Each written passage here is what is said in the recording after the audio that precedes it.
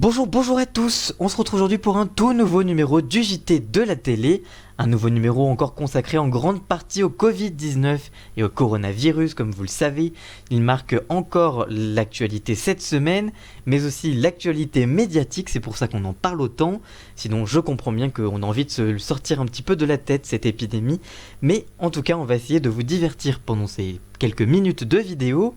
On parlera notamment de TF1 qui prolonge The Voice et Koh-Lanta pendant cette épidémie de coronavirus. On parlera également de Cyril Hanouna qui veut réaliser une émission de 48 heures sur C8 pendant cette période de confinement. On parlera aussi des dernières déprogrammations des chaînes de télé à cause de ce Covid-19 aussi. On parlera également des audiences réalisées par l'allocution d'Emmanuel Macron mercredi. Et on parlera un petit peu en fin d'émission, pour se sortir un petit peu de la tête, de The Circle, l'émission de télé-réalité de Netflix, la version française qui arrive sur Netflix. On vous donne la date de diffusion en fin d'émission. Voilà donc pour cette vidéo et on en parle de tout ça juste après le générique. C'est parti, générique.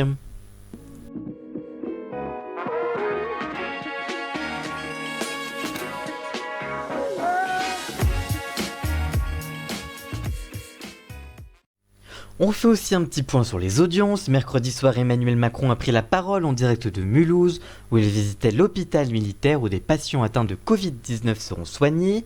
Une prise de parole surprise que le chef de l'État a réalisée mercredi soir pour féliciter le personnel soignant notamment.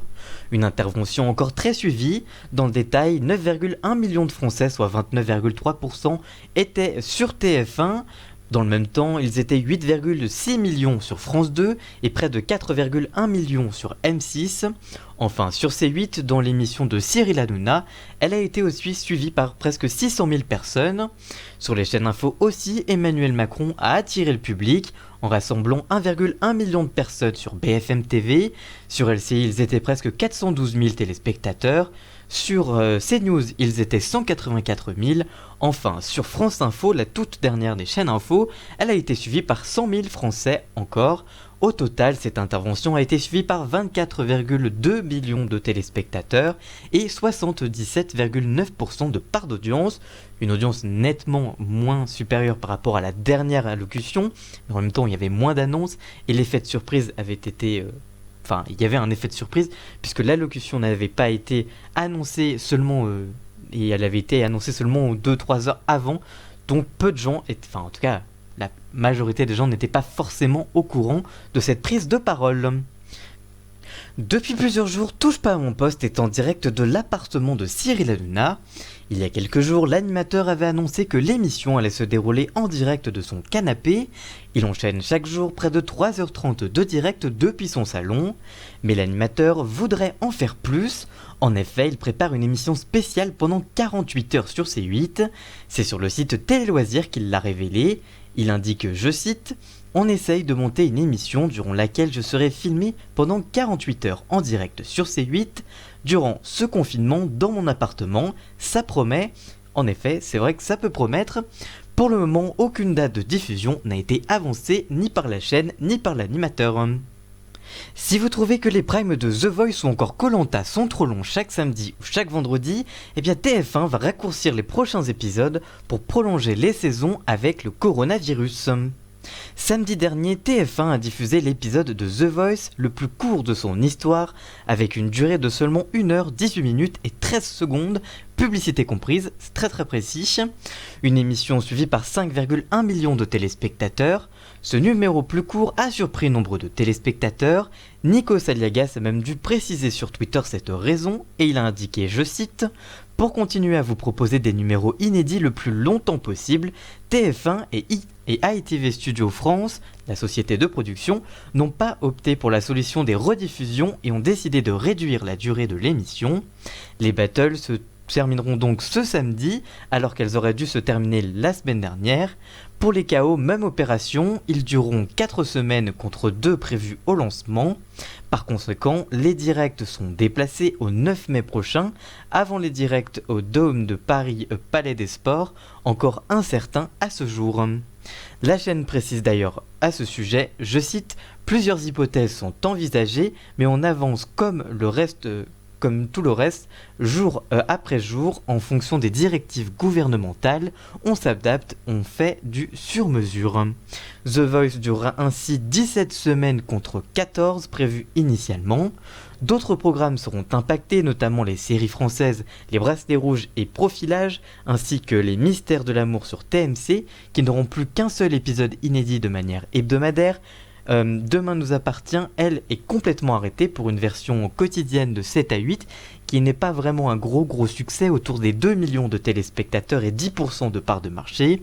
Enfin, Koh-Lanta devrait lui aussi être raccourci pour les mêmes raisons, notamment ce vendredi, où l'émission sera raccourcie et s'arrêtera à la fin du conseil de la réunification. Ainsi, vous retrouverez seulement l'épreuve de confort et la réunification, et la semaine prochaine, vous retrouverez l'épreuve d'immunité et le conseil. Cette émission sera découpée en deux, mais normalement, à partir de la semaine d'après, les émissions devraient revenir comme normal. Petit instant auto-promo, cette semaine on a aussi sorti une vidéo review, mais je voulais aussi surtout vous parler de mon deuxième compte Instagram qui s'appelle L'Actu au quotidien, que vous pouvez retrouver, où on parle notamment évidemment en ce moment du coronavirus, mais on parle d'actualité en général. Quand toute cette crise sera passée, évidemment on parlera beaucoup moins du coronavirus, on parlera un petit peu d'autres choses. On va essayer de vous proposer aussi des dossiers, des choses un petit peu plus importantes que le coronavirus. On va essayer de se diversifier, mais en tout cas vous pouvez avoir rendez-vous sur mon compte L'Actu au quotidien. C'est disponible sur Instagram, le lien est dans la description évidemment. Voilà donc pour cet petit instant auto-promo. Depuis plusieurs semaines, les chaînes de télévision déprogramment de nombreuses émissions. Voici le dernier bilan des dernières déprogrammations qui viennent ces prochains jours. À partir du 14 avril prochain, TF1 ne pourra plus proposer de nouveaux épisodes de sa série américaine Prodigal Son, lancée le 10 mars dernier sur la chaîne. En effet, à cause de la pandémie, les doublages réalisés à flux tendu ne peuvent plus être assurés en cette période de confinement. La chaîne propose en effet les épisodes seulement quelques jours après la diffusion à l'étranger, ce qui implique donc que les doublages se fassent un petit peu en temps réel. Prodigal Son s'arrêtera donc temporairement après 11 épisodes, diffusés le 7 avril prochain, ce sera les tout derniers épisodes le 7 avril prochain, et dès le 14 avril, TF1 proposera une rediffusion de Harry Potter à l'école des sorciers, le premier des 8 volets de la saga. Ce samedi soir en prime time sur France 2 devait être diffusé N'oubliez pas les paroles pour la deuxième édition du tournoi des maestros, mais ce dernier devait réunir 18 des plus grands maestros de l'histoire du jeu, répartis en 6 équipes pour s'affronter au profit d'associations, mais à cause de l'épidémie du Covid-19, l'enregistrement des primes n'a pas pu avoir lieu. En conséquence, vous retrouverez une rediffusion des enfants de la télé animée par Laurent Ruquier. En deuxième partie de soirée, ce samedi toujours, pas de On n'est pas couché, dont les enregistrements sont annulés, mais la pièce de théâtre Le syndrome de l'Écossais à partir de 23h25. Mais ce n'est pas tout, dans un communiqué publié ce jour, France 2 annonce la déprogrammation mardi 31 mars prochain de sa soirée consacrée aux violences faites aux femmes. Le documentaire événement féminicide aurait dû être diffusé à partir de 21h sur la chaîne. À la place du documentaire, France 2 proposera la rediffusion du numéro de Rendez-vous en Terre Inconnue avec Franck Gastambide. Il y a seulement quelques mois, Netflix a dévoilé sa toute nouvelle télé-réalité The Circle, qui vient directement d'Angleterre, mais aujourd'hui la version française arrive. En effet, aujourd'hui la plateforme a révélé les premières images et la date de diffusion de cette première saison. Pour rappel, dans cette émission, chaque candidat est enfermé dans son appartement et communique avec les autres uniquement par un réseau social privé. Ces derniers sont libres de s'inventer une vie totalement ou bien de rester fidèles à ce qu'ils sont. Ensuite, des candidats s'éliminent par le vote des autres. Le dernier candidat remporte alors une très belle somme de presque 100 000 euros. Ce programme se veut critique sur les dangers des réseaux sociaux. Netflix a compris d'ailleurs ce succès en prenant 3 versions, une américaine, une brésilienne et une française donc. La plateforme a déjà commandé pas moins de 2 nouvelles saisons suite à la diffusion de la version américaine et brésilienne du programme. Cette dernière sera nommée The Circle Game en France et la date de sortie est toute proche. En effet, cette version française sera diffusée dès le 9 avril prochain sur Netflix à partir de 9h01 évidemment. Que pensez-vous de toutes ces déprogrammations, de toutes ces infos, de tout ce qui se passe autour du coronavirus à la télé? N'hésitez pas à nous dire, on vous lira bien évidemment. Et que pensez-vous aussi de The Circle qui arrive sur Netflix? La seule info un petit peu hors coronavirus, ça fait un petit peu de bien aussi. Merci d'avoir suivi cette vidéo, si elle vous a plu n'hésitez pas à la liker, la commenter, la partager et même à vous abonner. Et nous on se retrouve très vite pour une toute nouvelle vidéo. A très bientôt, ciao!